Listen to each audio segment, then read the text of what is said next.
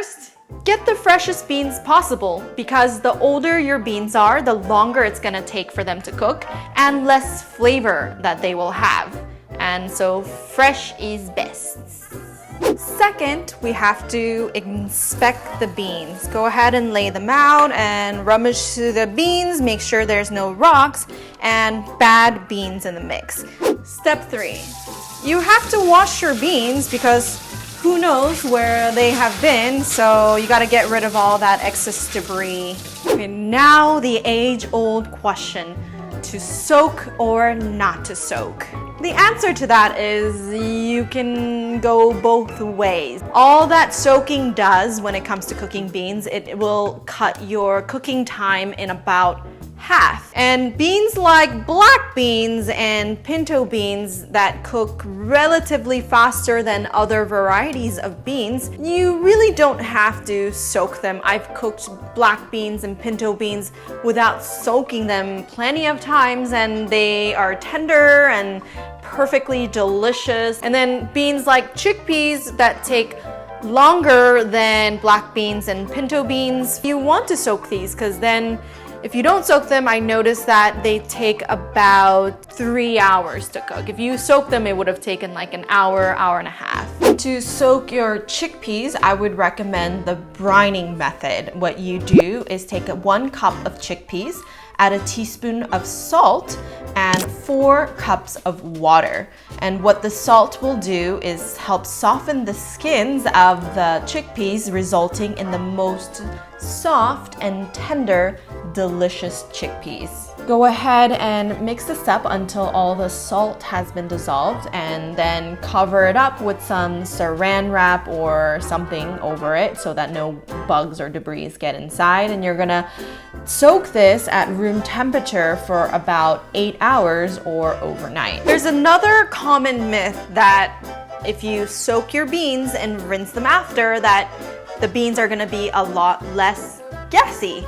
And there's plenty of research done now that shows that is not true and that soaking and rinsing them does not remove the fartiness of the beans. I mean, I've cooked beans soaked and I've cooked beans unsoaked and I'm just as farty. I'm just kidding. The girls don't fart. Today we're gonna experiment and cook up 4 pots of beans. I'm gonna cook up some pinto beans straight from dry. It's 1 cup of pinto beans plus 4 cups of water and 1 teaspoon of salt. The formula is the same as the brine. So the other common myth when it comes to cooking beans is to cook them with salt or without salt. And I always say go with the salt because then you'll get so much more flavor out of your beans. Adding salt to your beans when you're cooking them does not extend the cooking time. So salt the beans because then you'll season them from the beginning. The whole bean is gonna be seasoned. If you season them after you've cooked them, what you end up with is like you have to add a lot more salt, first of all, and then salt never goes through to the inside of the beans, so they don't taste as good. So the other common method of cooking beans is called the quick soak method, where you take some dried beans and you pour hot boiling water over it and let it soak for an hour. And quick soaking method is kind of irrelevant when it comes to cooking your beans because you really don't need to do that. If you forgot to soak your beans the night before, all you gotta do is just cook them on the stove. There is a plus side to quick soaking. You can use that method for things like falafels. Say that you wanna make falafels, but you forgot to soak your chickpeas overnight. Then you just use the quick soaking method. Then you can have chickpeas softened enough to blend like this for falafels in an hour. It's just really hard.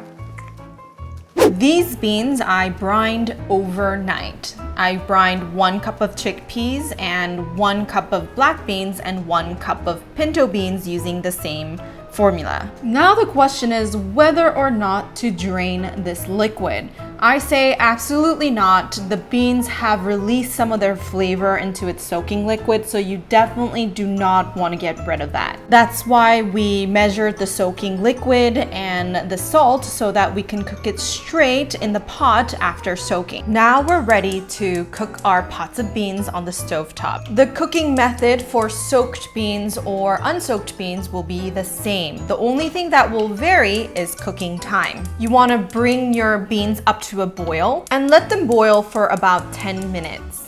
You might need to adjust your heat a little bit so that it doesn't overflow. If there's any foaming action that happens on top, go ahead and skim that off. Then cover your pot with a lid and lower the heat to a gentle simmer. The cooking times on each bean will vary depending on what type of bean they are and if they've been soaked or not, and also on how old the beans are. Our pinto beans and black beans that we soaked overnight took about 45 minutes to cook. And my chickpeas took about an hour to cook. The pinto beans that were not soaked, they took about an hour and a half. If you want to make refried beans or beans with the cooking liquid where it's really thick, then go ahead and take the lid off from the cooking process when the beans are tender and simmer them without a lid until the liquid gets nice and thick.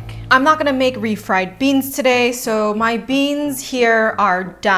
I love making a pot of beans from scratch and then keeping them in a container in the fridge, and they last for up to 7 days in the fridge. So you can use these for soups, salads, just eat them with rice, make burritos. You can really make anything, and there's no more excuses to buy the canned stuff because this stuff has 1,000 times more flavor. Make sure to reserve the bean broth because it has a lot of flavor and you can use them for soups. It will also help the beans stay fresh in your fridge. Time for the taste test. So let's try the pintos. I already see a difference. The pintos that have been cooked straight from dry have a little bit more color to them. I'll try the soaked ones first.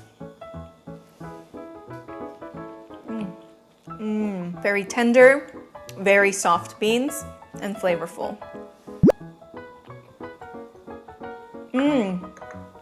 Also very tender, very soft. The beans that have been cooked straight from dry have a little bit more flavor. Cooked from dry is a winner for me. But again, it took an extra 30 minutes to cook. Okay, now for the black beans. Okay. I see what's going on here. I have some black beans that I cooked yesterday, just straight from dry, just so I make sure I test everything for these videos, you know. These are black beans that I cooked from dry, and these are chickpeas that I also cooked from dry. They're cold black beans, but I'm sure they're still good. I just want to get the flavor.